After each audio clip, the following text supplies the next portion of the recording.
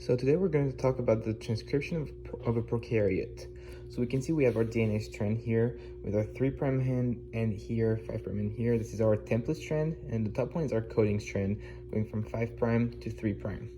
So we can see on this area we have our promoter region, which is upstream of the +1 region, which is the start of the transcription. So the first step of transcription is initiation. So it consists of recruiting the RNA polymerase, which is we have the core RNA polymerase here, and we will have the sigma factor attaching to the core RNA polymerase to make a holo enzyme.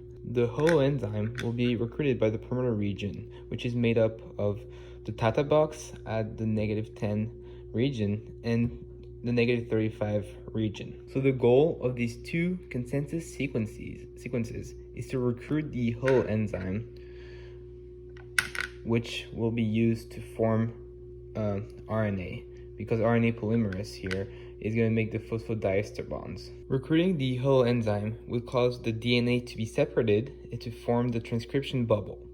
After this, the sigma factor is removed so that elongation can start. The RNA polymerase will go downfield and transcribe the DNA on the template strand to form the RNA here. The transcribed RNA will be the opposite of what's on the template strand, and therefore will be almost identical to the coding strand, except that the thymines will be replaced with uracils on the RNA strand.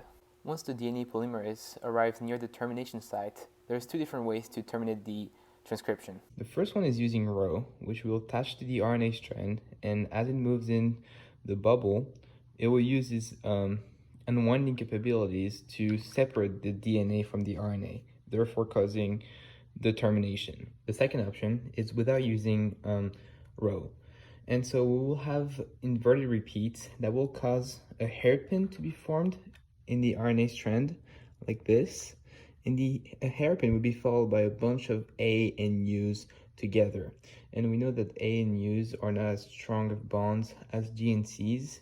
And because of that, the RNA strand will just dissociate from the DNA because it will not be strong enough to be kept on there. The addition of 5 base pairs between the -10 and -35 region will not affect transcription because that part will not be transcribed since it is before the +1.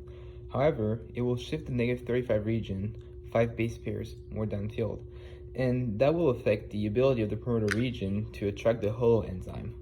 Therefore, the DNA polymerase will not be able to be attracted as well, and that will affect the RNA transcription.